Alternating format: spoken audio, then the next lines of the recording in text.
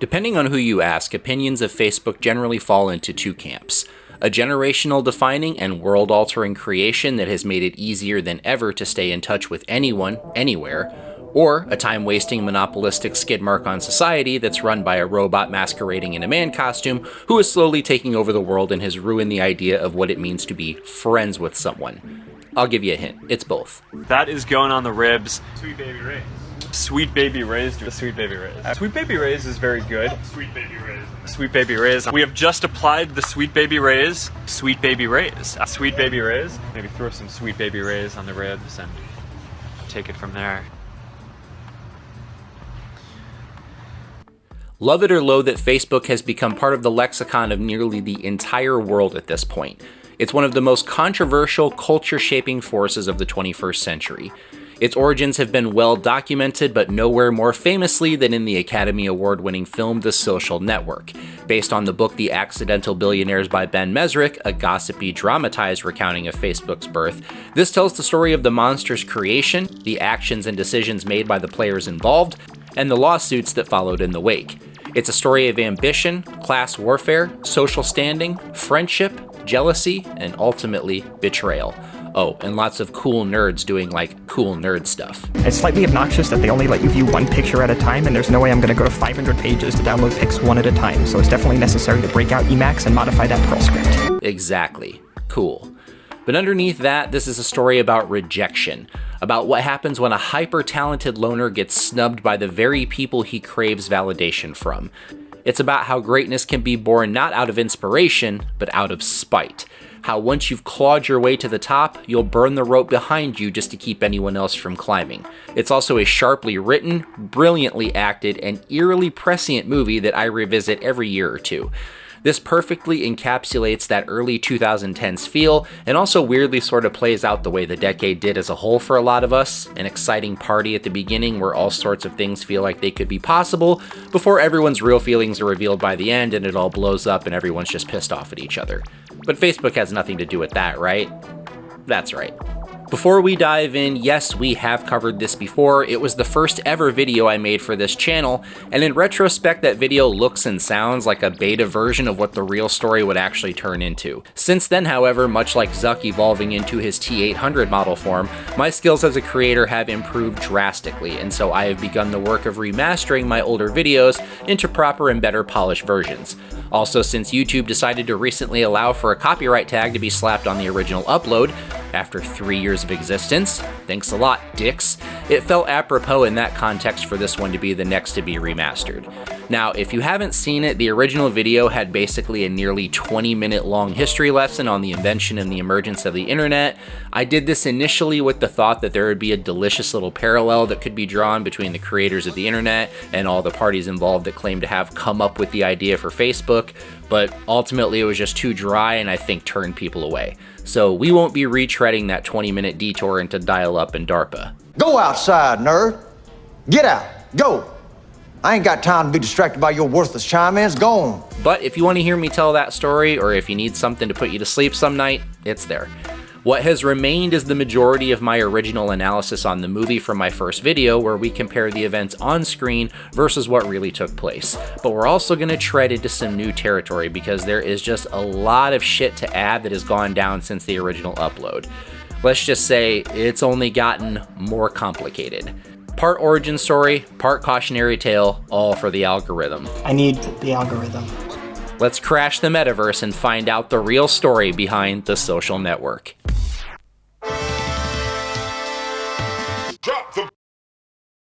And did you guys know that tomorrow, no matter what day you're watching this, tomorrow is the deadline where Facebook can start taking all the things that are yours that they totally don't already have and use them to program Mark Zuckerberg's artificial intelligence project, Sweet Baby Ray. But you can protect yourself if you do all of the things to the buttons and then go ahead and post on your profile page, Facebook and Mark Zuckerberg do not have my permission to sell my thoughts, hopes, dreams, memories, or erotic fantasies to Sweet Baby Ray. You'll get a faint whiff of smoked meat and mediocre barbecue sauce. That's how you'll know you're safe. And if you want to go above and beyond, you can head to our Patreon. Not only will you get early access and a producer credit, but 0.03% of all proceeds will go towards stopping Sweet Baby Ray from becoming real. Thank you for your support. May your data rest in peace.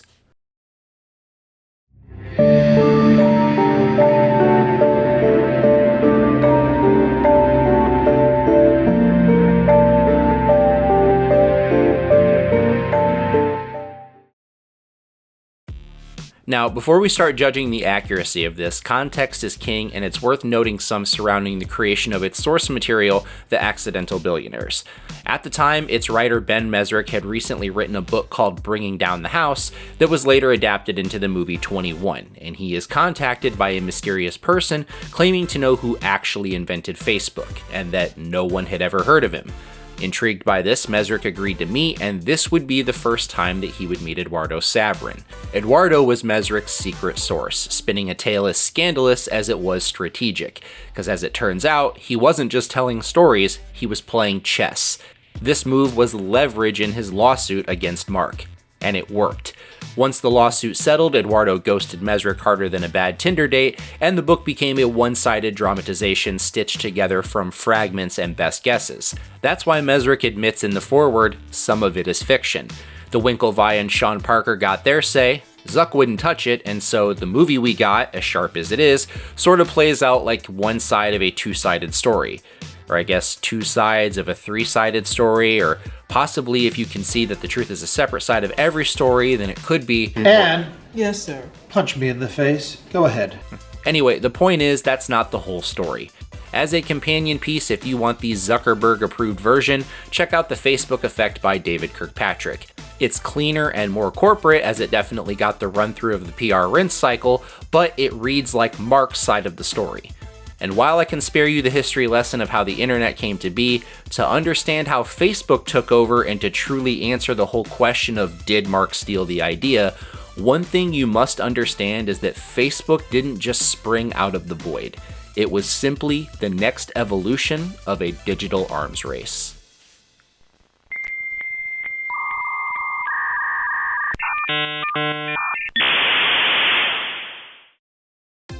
As anyone alive in the 90s can attest to, the internet changed absolutely everything and slowly began working its way into nearly every facet of our lives. From business to news and information to entertainment, and the reason that we're all here right now, socially. I'm a people person, I like to meet people. It's just cool how you can meet people on the computer. Don't be jealous that I've been chatting online with babes all day. In the internet's early days, Yahoo would give us GeoCities, which if you're not old enough to remember, was basically a place where anyone could make their own website based on a certain theme or topic, and also browse sites created by other people. America Online followed with Instant Messenger Service, or AIM as it was known back then, and that would become the default messaging service for millions of users, and would end up becoming the precursor to modern-day texting and messaging. The ability to create a user profile was an incredibly innovative thing at the time, and AIM would inspire Facebook creators with its away status that users would frequently have a clever saying or quote to serve as the automatic reply message when they weren't online, and this would be the inspiration for the wall that Facebook would later adopt that eventually became the news feed that is its current form. Now, there were other sites that would follow suit, creating social networking sites such as 6 Degrees, Classmates, Frenzy, and High Five, just to name a few. Most of these were just dating sites, with lots of them ending up just niche-driven. For example, Classmates would allow users to reconnect with an old friend, an ex-sweetheart, or maybe a bully you were looking to settle the score with, and it was a hit immediately. However, the first modern social networking site as we know them today was launched in March 2003, and it was called Friendster. It used the degree of separation concept similar to what 6 Degrees had used, but theirs was dubbed your circle of friends. It was basically a dating site like those before it, but it combined the user profile aspect of AIM, and it allowed you to build a network of friends and possibly meet new people based off of who your friends knew. Due to this, it was fairly popular amongst college students, including initially attracting a large following at Harvard. In the first few months, it had been able to amass 3 million users, and one of those users was a young freshman computer science major named Mark Zuckerberg. But being still technically in its test phase, Friendster was bogged with serious technical problems that would cause it to lose that goodwill it had built by annoying its users with freezing logins that would sometimes take up to a minute to load, as well as crashing servers. Mark noticed this as well, and as Friendster's popularity started to wane across Harvard, he made note of this importance of the ability to handle growth on a technical level as far as server capabilities. Friendster also suffered from bad business decisions as well, as its creator, Canadian computer programmer Jonathan Abrams, had turned down an offer of $30 million from Google to buy the site, and instead decided to go into business with a venture capital firm, Kleiner, Perkins, Caulfield & Byers, and Benchmark Capital in October of 2003. A new board of directors was established with Abrams made the CEO, but the decision to stay private instead of selling to Google is still considered one of the biggest blunders in Silicon Valley history, because in April 2004, John Abrams was voted out as CEO with the reasons given that he was spending more time partying than fixing Friendster's numerous problems. You'll notice that's a bit of a common story in the Valley. You know how much I sacrificed? The company would try and expand internationally far beyond its reach at the time, and would lose ground in the US, eventually shutting down services permanently in 2015 after a brief rebirth in some Southeast Asian countries. Another site named MySpace was launched later that year, and their site was created by a company called Entertainment Universe Inc. that had seen the potential of Friendster and created their version of it in 10 days by basically cloning the main features using a program called Cold Fusion. MySpace, however, had much more customization available in terms of building a profile, with the ability to add songs that would play when a person visited your page, custom page backdrops, videos, and a whole lot more. According to Mark Zuckerberg, MySpace didn't really gain any traction at Harvard, which I can believe, as I think most Ivy League students would likely see MySpace as too high school for them. But I, for one, loved MySpace, which I guess makes sense being that I was in high school at the time, but honestly, it kicked ass, and everyone knows the best way to show someone how important to you is by literally ranking them. Evidently, I was not alone, as MySpace exploded in popularity, eventually overtaking Friendster as the #1 social media site in the US. And that brought us the legend of Tom, never forget. I'm all out of love. I'm so lost without you. But this brings us to the fall of 2003 and the beginning of our film, where Mark has already returned for fall semester of his sophomore year at Harvard. And we're in a college bar where we're shown a conversation take place between Mark and the girl he's dating named Erica regarding the difficult prospect of standing out when the field is full of nothing but exceptional candidates. There's a brief explainer on the importance of final clubs in terms of social standing, which comes more into play later, and an interesting amount of time is spent on the topic of rowing crew, which I'm assuming is done because most people don't know what that is, and it's going to be a big thing mentioned, probably too much a little bit later on. Now, we don't know the exact conversation that took place that night, and Erica Albright is a fictional character, so her appearance and references later in the movie are purely Hollywood fiction.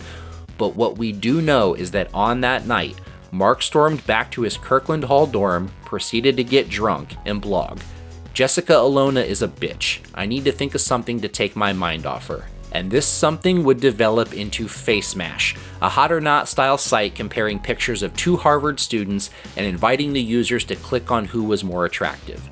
Mark mused drunkenly on his blog about the sorry state of some of the photos on Kirkland's Facebook, and he joked about comparing some of them to farm animals, which would get him in trouble later on.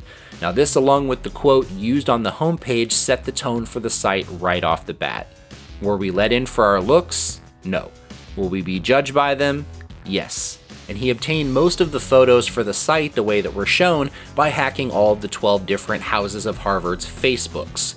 At the time, a Facebook was simply a directory of sorts for all of the different dorm halls at Harvard. These would have very basic info about a person living there, as well as a usually awkward school picture-looking photo of the person. For those houses he could not hack, Mark got creative, getting one of his friends at Lowell House to temporarily allow him access to the house's Facebook, and in another, he would sneak into the hall itself and hijack their Ethernet connection. Why they didn't put this in the movie, I have no idea, because I feel like it would have added to the moment, but nonetheless, the pictures were obtained and the site was created all in the span of one night. This link was sent to only a couple of people, but it soon snowballed as the site proved to be very popular, amassing 22,000 hits in one night, like is mentioned in the movie. Who are you gonna send it to? Just a couple of people. The question is, who are they gonna send it to? Now that is true, but it is a bit misleading as that traffic came from an estimated 450 users, and each of the 22,000 hits was an individual vote. It also didn't come crashing in during the first couple of hours of the site being live the way it's shown in the movie, but rather it grew over the course of the next day. But by 10 p.m. the following night, when Mark returned to his dorm from a meeting, he had found that Harvard's network had indeed crashed as a result of the growing popularity and use. What happened next is pretty close to what is explained and shown in the movie, as several of Harvard's women's groups became aware of the site and were understandably furious at what they saw as a misogynistic place for ranking women. It is worth noting, however, that Face Smash had a section that was also for ranking men as well that's never shown in the movie. In any event, the backlash from the site, as well as the perceived code of conduct / privacy violations, were enough to land Mark in hot water with Harvard's ad board, and he was brought before them like in the movie. Now, the meeting doesn't appear to have been nearly as contentious as were shown in the movie, with Mark mostly apologizing and claiming that he had not intended the site to reach the public yet, and he'd only sent it to a few friends for a test of sorts. He also noted that he apologized in the Crimson to the various women's groups for any perceived offenses, and he would even later go on to mend fences with the Association of Black Women by helping them to create their website. However, if you'd like a slight comparison of how I believe this meeting might have gone, I would point you to Mark's congressional testimony in 2018 to show that he does have that ability in real life to be a dick in a sarcastically polite way. How do you sustain a business model in which users don't pay for your service? Senator, we run ads. Do you track devices that an individual who uses Facebook has that is connected to the device that they use for their Facebook connection, but not necessarily connected to Facebook? I'm not sure the answer to that question. Really? Yes. Now, as a result of this, Mark was given academic probation and assigned to see a counselor, while the others were let go without punishment. All of this is reported in the Crimson, and this gets the attention of seniors Divya Narendra and twin brothers Cameron and Tyler Winklevoss. Divya and the Winklevoss twins had been developing an idea that they were calling the Harvard Connection, a dating site that would be exclusive to those with a harvard.edu email address. This site would aim to help busy students such as the twins, whose lives were too dominated by class and extracurriculars, and help them make romantic connections that they otherwise might not have had time to make. They were having some trouble getting the site built though, as they had lost a couple of programmers due to other gigs. However, they all agreed that Mark was the exact person they need to bring on board to bring their vision to life. Now, the initial meeting with them and Mark is not how it's portrayed in the movie, as Divya reached out to Mark by email, and the twins would go to meet him in Kirkland Dining Hall rather than the bike room of the Porcellian Club. My guess is this change was done to illustrate the prestige of that particular final club, and to serve as a better environment for the exposition dump that we're about to be given in this scene. The little bit they mention about not being allowed past the bike room unless you're a member is absolutely true, and the only exception to this rule is for one night only on a member's wedding night, as he's allowed to bring his bride past for a tour of the building, and then I assume assert ownership of his new wife by banging her in an upstairs bedroom and making her do the walk of shame for old time's sake one more time. I'm gonna put my dick in. I'm gonna put my dick in! Anyhow, this is also where we learn of some of Mark's other accomplishments in previous ventures, such as the MP3 software program called Synapse that read a person's music taste and recommended songs to them based off the info received. He had developed this as a senior project while he was still in high school at Exeter Academy in New York with his good friend and eventual founder of Quora, Adam D'Angelo. And he really did turn down Microsoft's attempts to buy it for $1 million, which is mind-blowing to me that a high school kid would turn down $1 million cash, but it really does give us an important insight as to who Mark is as a person, and it explains some of his decisions made later on, in that nothing is ever simply about the money for him.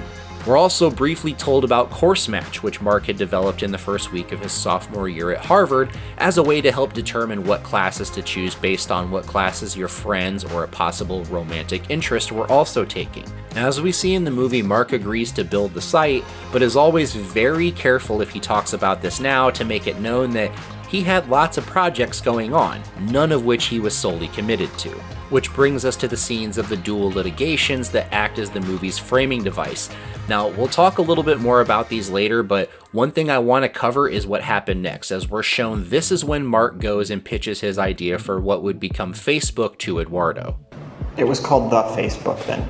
Now, what we see is a little different from how it happened in real life, as some timing and sequence of events have been changed to add more narrative complexity to Mark and Eduardo's relationship. For instance, the Caribbean night party where Eduardo is giving his talk about the relationship between Jewish guys and Asian girls is not where Mark pitched his idea for Facebook. This party actually happened earlier in the year, and it's where their friendship sort of actually began. Eduardo was a year older than Mark, but both were members of Alpha Epsilon Pi, Harvard's Jewish fraternity. There is a far bigger change made though that needs to be mentioned because it becomes a somewhat significant plot point later, and that is the dynamics surrounding each of their attempts to get into a final club. Now, I mentioned Harvard's final clubs earlier, and they're brought up several times in the movie, but these are basically Harvard's version of secret societies that exist on other Ivy League campuses, and they very much drive social life there. Each of these clubs has a different reputation and standing. For instance, the Porcellian, which is the club that the Winklevoss twins belonged to, was the most prestigious as its members were generally seen as the next leaders of the world. The Phoenix, however, is seen as the biggest party club, and because of this, it is incredibly sought after amongst the average Harvard student. This is evident by the fact that only 20 members are chosen a year out of as many as over 200 candidates. And the party scenes that we see while Mark is building Face Mash are implied to be the Phoenix Club, and they really do send a bus around to the other New England campuses in the area to pick up girls who they want to party with, and this is known as the fuck truck because, of course, it is. Oh yeah, I'm fixins' to fuck you. I won't fuck you. Now, we're led to believe that Mark is still trying to figure out a way to stand out enough to be accepted by one of these clubs, and he scoffs a little bit at the prospect of Eduardo gaining entry, but then is forced to watch as Eduardo makes his way through the cuts and is ultimately selected. But that's just not how it happened. Mark did attempt to pledge for the Phoenix his sophomore year, and even though he did have some name recognition from the whole thing with Course Match, he was not selected because someone like Mark, who's seen as a bit of a computer nerd, was not really the type of person that these clubs went after. Eduardo, on the other hand, who was a Brazilian immigrant and the son of a wealthy businessman, was exactly the type of person they were looking for. It also didn't hurt that they thought he ran a hedge fund, which he was not really in a hurry to correct. So Eduardo was already breezing through the selection process as he had already advanced through 3 of the 4 cuts when he and Mark became friends. Now, Mark likely saw Eduardo as his ticket to possibly gaining entry himself the following year, rather than any sort of jealousy that is possibly implied during the mediation scenes, but it makes for a more dramatic movie. Also, I think they switch around the timing of things to add more ambiguity to the notion of whether Mark actually stole the Winklevoss twins' idea and went straight to Eduardo with it, which brings us back to one of those big questions that the movie wants you to ask yourself. Did Mark in fact steal the idea? And the answer is no. One only has to look at Mark's history to determine that he was connecting the dots of what would become Facebook long before he met the Winklevoss twins. Synapse, Course Match, and Face Mash had all played a role or provided an insight that would later be adapted into Facebook or would be used as a cautionary tale to avoid previous mistakes. The same could be said of Friendster, as it showed the potential of what this industry could be, but also the pitfalls of not being properly prepared from a technical aspect for sustained growth. Another thing that played a huge role, and this is not mentioned at all in the movie, is the inspiration Mark drew from his relationship with his high school friend from Exeter that he had developed Synapse with, Adam D'Angelo. D'Angelo had pioneered another project in the summer prior called BuddyZoo, which was basically a tool that used your AIM buddy list, and it compared it against any of your friends that also had the program, and if they did, they would be listed as your buddies. It was popular, but Adam didn't really try to commercialize it, so it faded into obscurity. But this would really be the first display of how important showing off your social list would become, and sort of the precursor to the friend collectors on Facebook.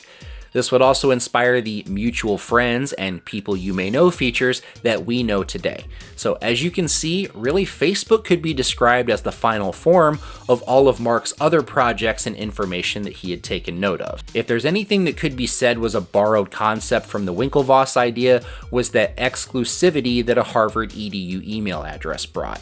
And while Mark concedes that exclusivity was a factor in the initial growth, Perhaps a bigger factor was that at the time on Facebook, you had to be invited by a friend to be able to join, which was huge in verifying that a person was who they said they were.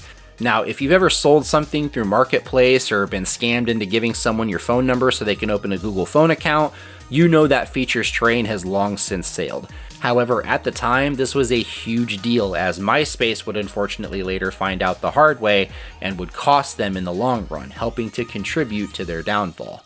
What Mark is guilty of, however, is stonewalling the Harvard connection and leading Divya and the Winklevoss twins on as if he was completing their site, when in reality, he was putting the pieces together of his own idea. We're shown a montage of Mark's emails and attempts to stall, but it's left a bit open-ended because at the time, all we could really do was theorize about Mark's intentions. That was until 2014 when messages surfaced between Mark and Eduardo that indeed prove he was intentionally sabotaging them. Fuck him. Fuck him in the ear. What are you talking about? Fuck him in the other ear, that son of a bitch. But it's at this point when they come back from winter break that Mark pitches the idea to Eduardo to cover startup costs in exchange for 30% of the company.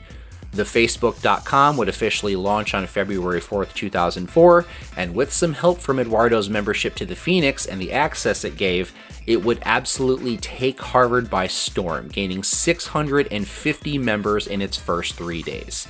This made Mark an overnight sensation, or as Divya puts it in the movie, and Mark was the biggest thing on the campus. It included 19 Nobel laureates, 15 Pulitzer Prize winners, 2 future Olympians, and a movie star.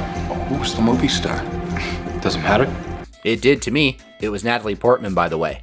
But due to all of the attention, it didn't take long for word to get back to Divya and the Winklevoss twins of what Mark had done, and they immediately drafted a cease and desist letter, which Mark took with the utmost seriousness. I find that to be a little more than mildly annoying. Mark already knew he hadn't taken anything tangible from his accusers, and he had successfully kneecapped them in the process, putting himself out so far ahead, not even Olympic racers could catch up. Now, while Mark is riding high on the launch of his new endeavor and getting bathroom blowies from, I presume, his now wife Priscilla Chan, because they were together at this point.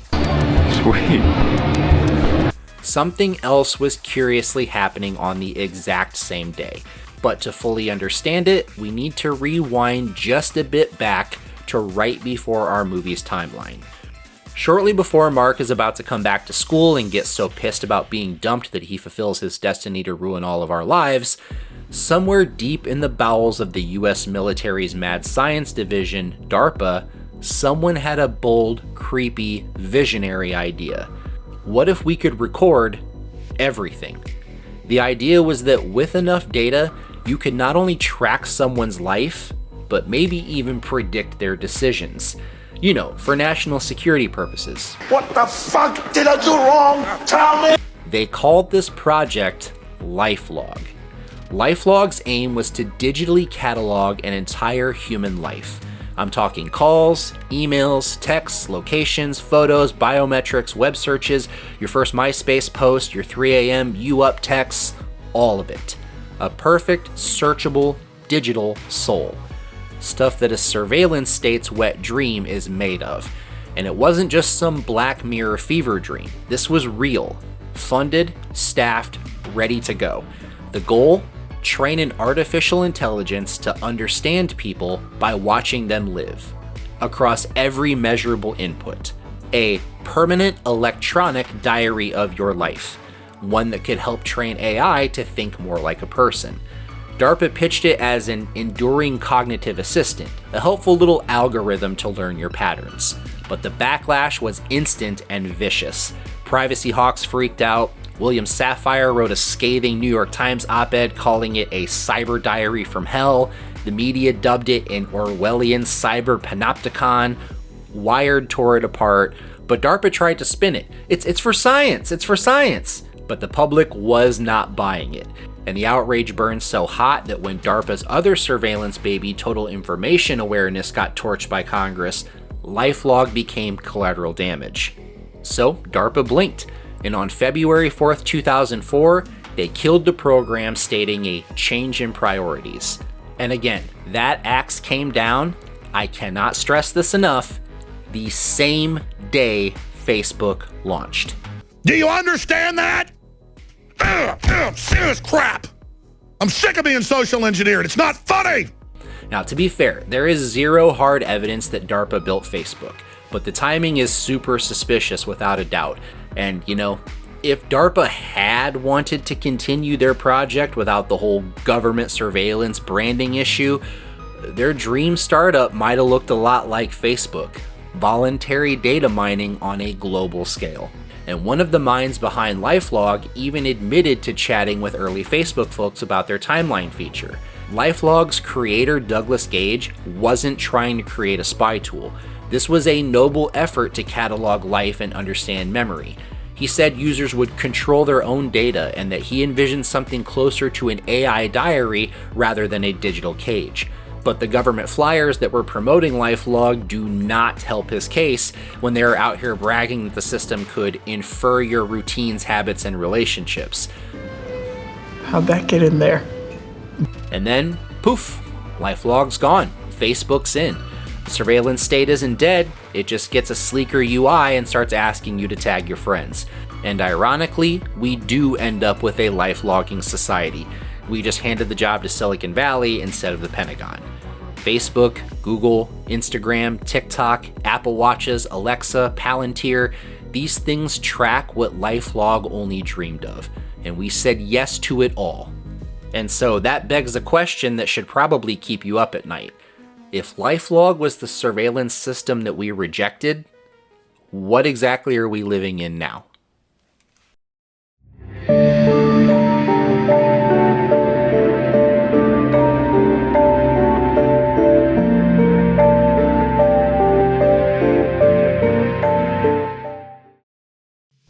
One of the biggest key differences between the Harvard Connection site and Mark's vision was that while the Facebook may have began there, Mark understood its future was not at Harvard.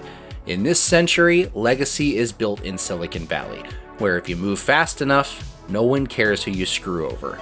A couple things happen at this point in the movie to seemingly drive him to this decision that we need to add some context to.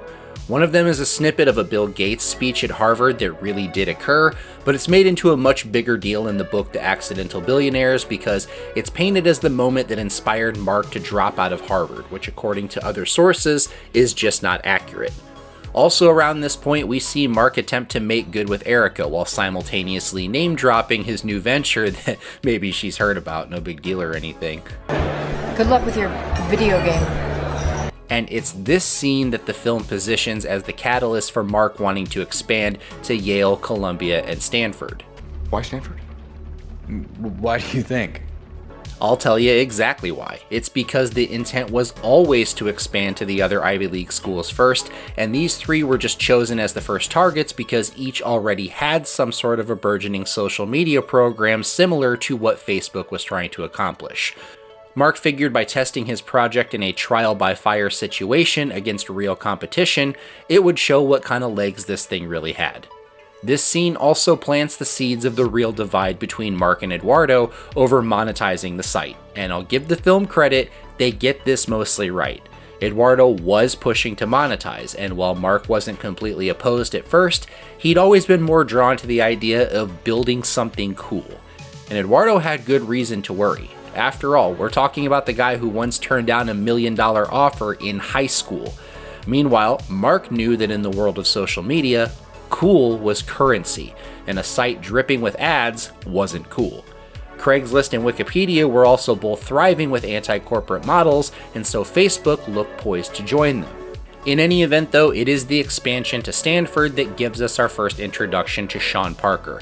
In the movie, Sean stumbles upon Facebook after a one-night stand with a Stanford student majoring in trombone. I remember something about a trombone. Ugh, I hope you're gonna brush your teeth too, girl. Anyway, in real life, he came across this on his roommate's girlfriend's computer and knew he had stumbled upon the next big thing that he needed to be involved in. Now, this was a bit of a pivotal point in Sean's life, as is touched on a bit in the movie. Sean had indeed had many legal issues with the music industry due to his role in co-founding Napster. He also had been ousted at the online Rolodex company he had founded called Plaxo in April of 2004. The story behind his ousting at Plaxo is a familiar one as well. Sean had gone into business with venture capital firm Sequoia and its CEO Michael Moritz, and he would run afoul with them with his unreliability and his frequent partying.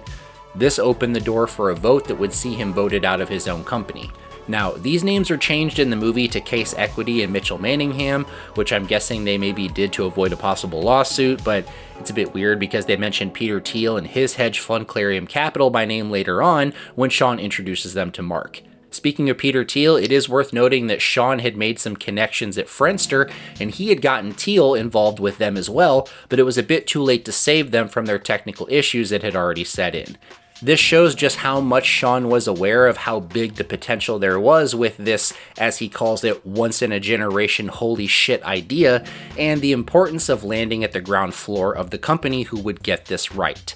To get in the door, Sean emailed Mark offering intros to top execs at LinkedIn and Tribe, and he also dangled a supposed patent that he and some friends had acquired, something that, according to him, could be weaponized against Facebook down the line. Now, whether or not this was real, the pitch worked, and this leads to the New York meeting that we see in the movie. Now, they get the initial dynamic between Eduardo and Sean correct, as Sean and Mark hit it off right away and almost pretended as if Eduardo wasn't even there. And Eduardo thought Sean was a bit of a snake oil salesman. According to Eduardo, Sean was also very insistent on one thing. Drop the just Facebook. It's clear. But this apparently wouldn't take place until later, not at the initial meeting.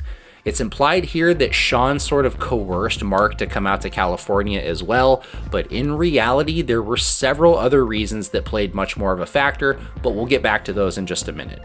First, I want to quickly touch on what we see next with the bit during Eduardo and Mark's mediation about Eduardo being accused of animal cruelty while pledging for the Phoenix.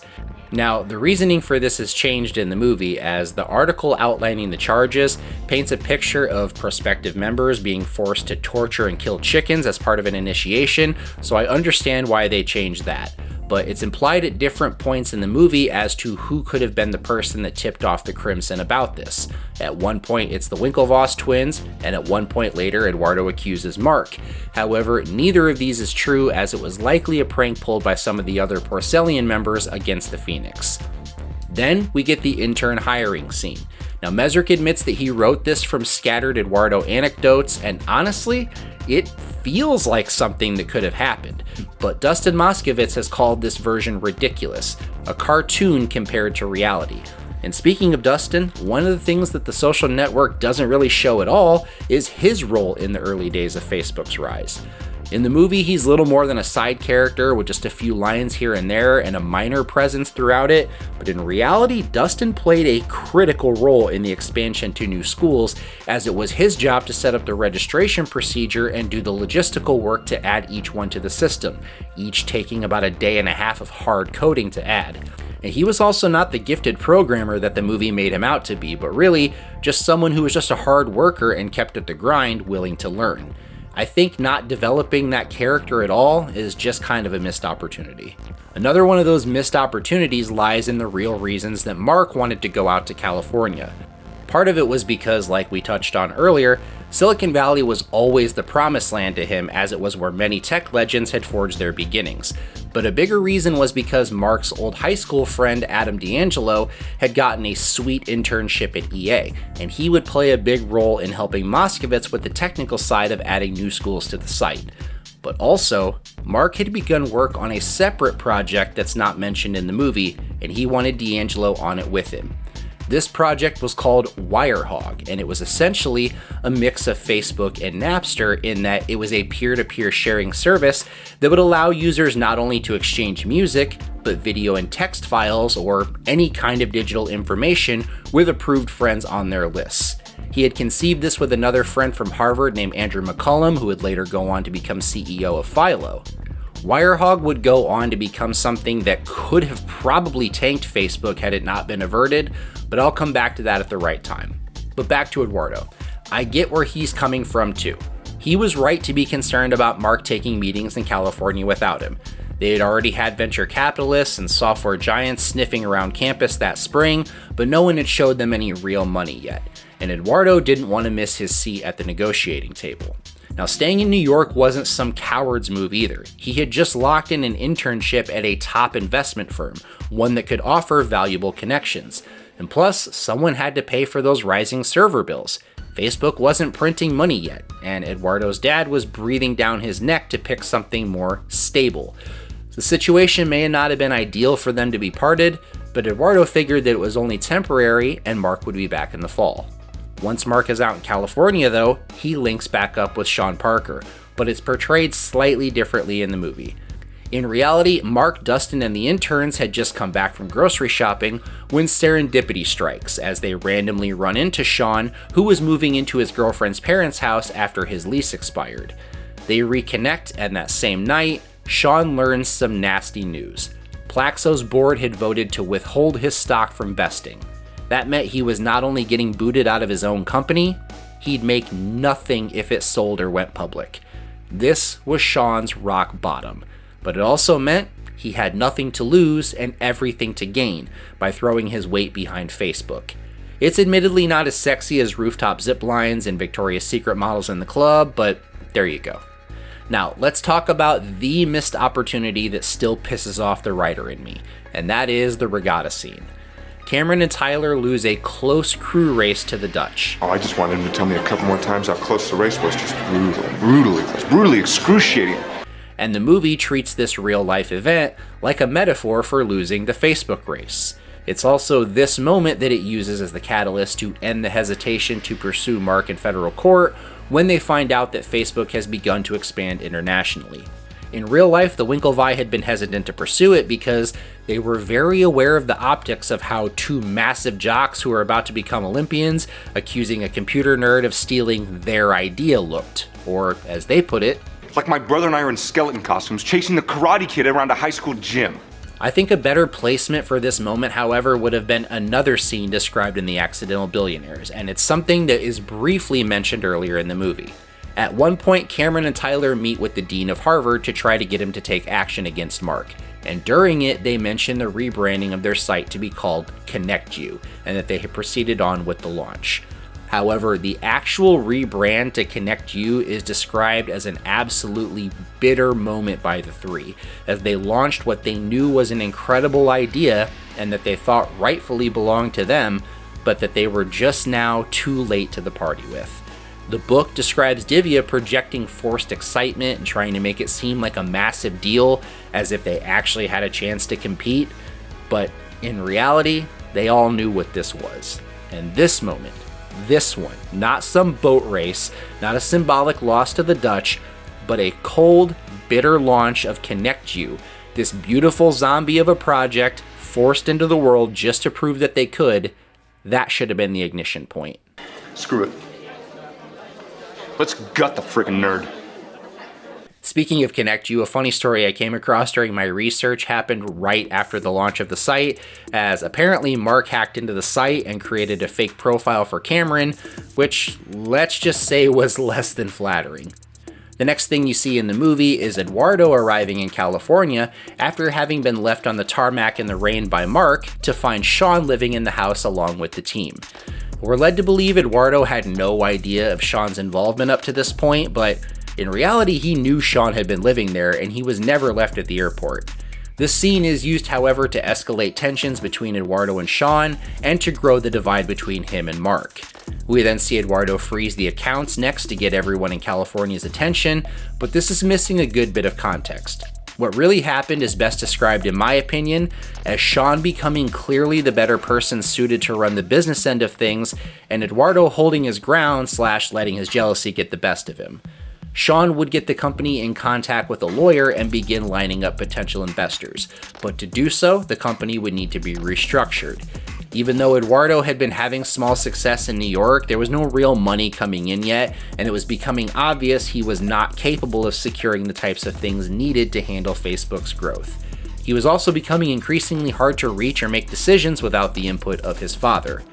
Eduardo received the paperwork from the lawyer on the intent to reincorporate the company to Delaware instead of the Florida LLC that he had set up.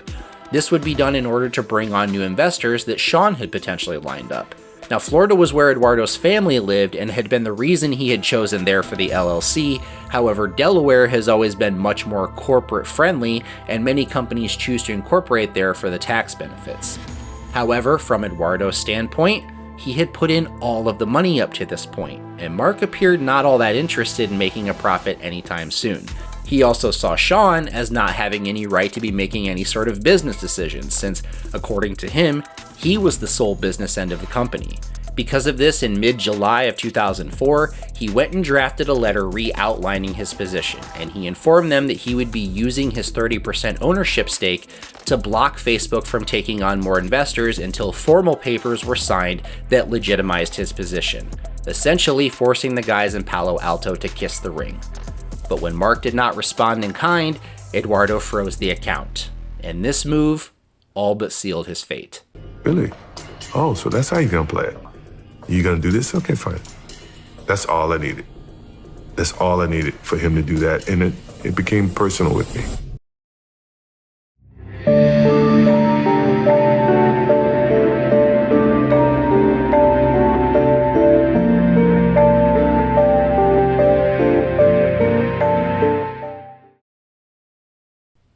When Eduardo essentially pulled their funding, he committed sacrilege in his best friend/business partner's eyes.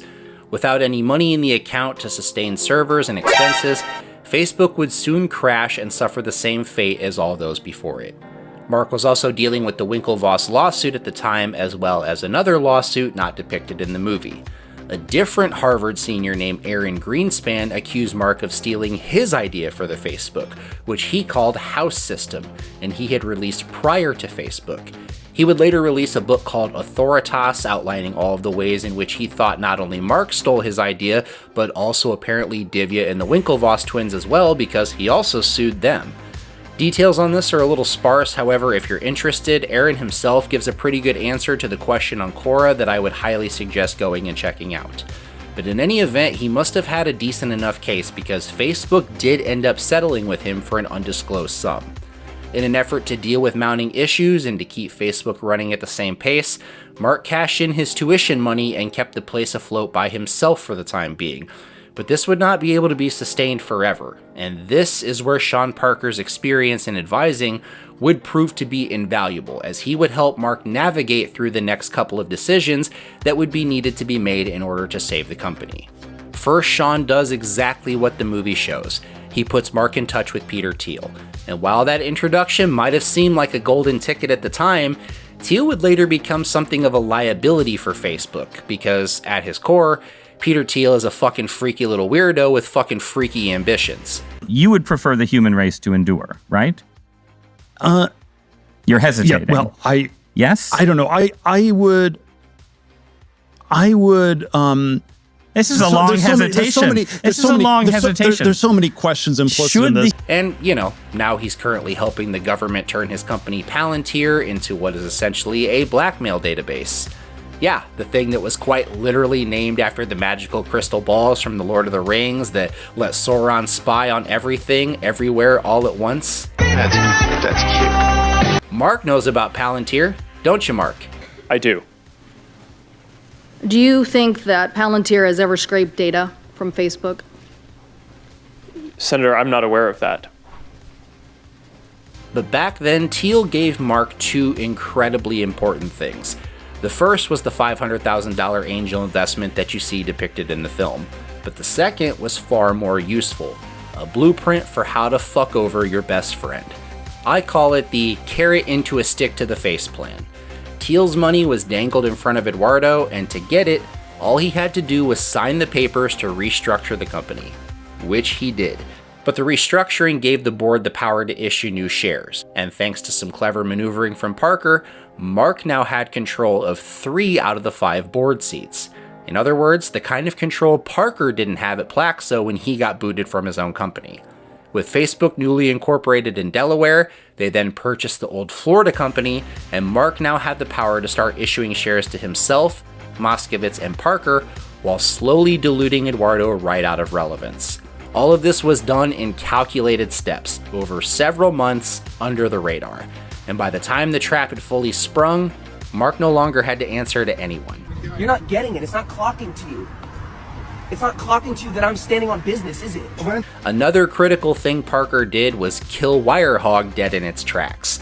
Now, Mark had been arguably more excited about Wirehog than Facebook, so they clashed in terms of Parker's opinions on the project. Sean had been through the ringer though with his ordeals with Napster, and he knew firsthand how ruthless the music industry could be. His worry was that Wirehog would face the same troubles that Napster did, and in turn would end up bringing Facebook down by proxy. Eventually, Mark began to see Sean's point and Wirehog was officially shelved, but not before pulling off one of the greatest pranks in Silicon Valley history, which is shown in the movie and I am pleased to say is 100% true. In reality, this was done as an act of revenge for Sean, and it was done to Michael Moretz and Sequoia, the people that had screwed him over previously. The story goes Sequoia was very interested in investing in Facebook, but Mark had decided pretty early on that he was never going to do business with Sequoia. However, at the behest of Parker, Mark did arrange a meeting to possibly invest in Wirehog. He really did show up 20 minutes late and in his pajamas, and unfortunately we don't get to see the actual scene of the presentation because the word is it's very funny. Mark essentially proceeded to present a PowerPoint presentation of the top 10 reasons why they should not invest in Wirehog. Many of them started out innocent at first, however grew increasingly more cheeky, such as, "We're going to get sued by the music industry," and "We're in business with Sean Parker." Now, unlike in the movie, Moretz was not impressed by this display, and he was actually incredibly pissed, but it didn't matter because Facebook would have no need for them and thus no fear of retaliation, as they had already made their decision to accept a large investment from Accel Partners. With Sean Parker playing such a pivotal role in all this, it's no surprise that by September, Mark had started casually referring to him as the president of the company. Anyway, it wasn't until spring 2005 before Eduardo noticed how far he had been diluted down to, just below 10%, which I guess says something about how far detached from things he had become. This is captured in that awesome crescendo of the movie when Eduardo confronts Mark inside of Facebook's office, but in reality, unfortunately, this cathartic moment never happened, as only Eduardo and one of Facebook's lawyers were present at the meeting, where he found out not only about what had happened to his shares, but also that he was being let go from the company. At this point, he would begin the lawsuit against Mark, and the mediations and proceedings drug out for a while before Eduardo got the idea to contact Ben Mesrick for a tell-all in an effort to force Mark to settle. As I mentioned earlier, since part of Eduardo's settlement was to not speak again to Ben Mesrick, the movie abruptly kind of ends and we're shown some explainers of what happened to everyone involved, while Mark waits for a friend request approval from Erica, presumably so she can see what a successful computer person he has become. Sean Parker really did get caught with coke, as we're shown, and he was forced to step away from the company in 2005 as a result of the bad press that it brought. Although he was no longer president, he and Mark did stay in contact for quite some time, and he continued to be part of their growth and expansion. He would continue his track record of picking winners, being an early investor in Spotify in 2010, and he would serve on their board as well until 2017. He shifted gears towards philanthropy, forming his own organization known as the Parker Foundation, and most recently, in June of 2024, he became chairman of Stability AI. The Winklevi did accept a settlement for $65 million, as is pointed out, however they took it in Facebook stock. To them, part of this company and idea belonged to them, and it should be rightfully theirs, and this was a way to attain this. The twins would appeal this settlement later after evidence of Mark's purposeful stonewalling came out, and they also alleged that he had deliberately undervalued the stock in the original settlement, believing they should be owed something closer to $200 million. However, they lost this appeal. The twins would also found a venture capital firm in 2012, calling it Winklevoss Capital. They invested in several projects, however, their real success would come as some of the first people on the train during the initial Bitcoin explosion, becoming the first crypto billionaires. They founded a crypto exchange company called Gemini, which, hilariously enough, Mark would also launch a competing project called Libra as well against them. However, today each of them is worth a reported $4 billion, and they're the subject of another Ben Mesrick book, The Bitcoin Billionaires, which was also said to be being made into a movie, but it's pretty much radio silence recently on that. And to be fair, the book is essentially Mesrick catering to their ego and giving them the literary equivalent of a smooth handjob, so I don't care if it stays in development hell. Eduardo Saverin post-settlement basically said, "Fuck y'all, I'm out," and he fled to Singapore, renouncing his US citizenship in 2001, never looking back. He became an investor and an entrepreneur there, and while the settlement terms were never public, estimates say that he made about $5 billion. Not bad for a guy who started with a $1,000 investment. I think that makes him the most successful private investor in human history. He may have lost his best friend, his company, and a chunk of his soul, but he walked away with something that Zuckerberg never fully regained: the benefit of the doubt. Mark would continue turning down offers to sell the company, including a bid from Google to buy the company outright in 2006 for $1 billion, which I guess if you didn't think turning down $1 million in high school is cool, you know what is cool? Turning down $1 billion. Anyway, the gamble paid off because the next year in 2007, Facebook took a $250 million investment from Microsoft for just over 1% of the company, officially valuing them at $15 billion. Talk about knowing your worth. Mark would go on to become not only the youngest billionaire, as the movie points out, but also a pop culture icon and a center of constant controversy in the following years. Overall, is this movie accurate to what happened in real life? Not really. But that doesn't at all take away from my enjoyment of it.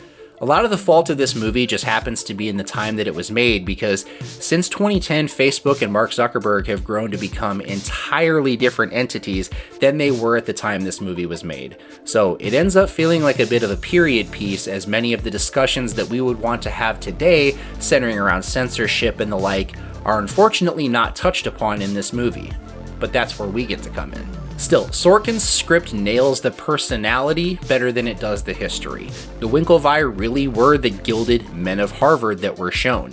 Justin Timberlake's portrayal of Sean Parker was so good that Sean Parker himself reportedly started acting more like Justin Timberlake playing Sean Parker. And Jesse Eisenberg, while maybe turning it up to 11 a bit for the sake of the dialogue, really does nail the role of Mark Zuckerberg and his detached, analytical persona. So much so, in fact, that for a long time, when I thought of Mark Zuckerberg, Jesse Eisenberg's face would be what popped into my head first. I would be remiss as well if I didn't point out the irony of Eisenberg later playing the role of Lex Luthor in the Batman v Superman movie. You know how sometimes they say you just need a sign? Anyway, the movie also raises some very interesting ethical questions, such as who really owns an idea if several people come up with the same one independent of one another, and how binding verbal or handshake agreements really are. I hope now also you have a more complete picture of some of the more nuanced aspects, as it can help you to better understand those questions. And rather than the Mark stole the idea for Facebook that it's often reduced to, it was more so a Frankenstein's monster of several things different people brought to the table, that was ultimately put together by a visionary who saw all the pieces of the puzzle and created something world-changing, for better and for worse. Despite being up against arguably a better product in MySpace, Facebook would go on to dethrone them as the top social networking site in 2008 after MySpace hit a bit of a brick wall in terms of growth and privacy issues, which I thought was also a bit of a missed opportunity by the movie, not touching on what a true competitor MySpace was, because in all reality, Facebook should not have won this fight, as they were not always the heir apparent that is portrayed in the movie. Nowadays, Facebook isn't just a platform, it's a prism. You look through it and you see the warped funhouse mirror version of yourself, and then it sells that version to advertisers. It changed the way we live, the way we argue. It took the word friend and squeezed every last drop of meaning out of it, reducing it to just a digital nod that we give to someone we may never actually see again. And like seemingly all empires are fated to do, it ultimately outgrew its origin story, and many would argue entered its villain arc. One that began as a data breach dressed as a personality quiz. If your interest ends with the movie's analysis, guys, this is a bit of a stopping point, as from here on we're going to be talking about what has happened with Facebook since. And just a fair warning, it's about to get really, really bleak. Thanks for watching. We'll see you soon.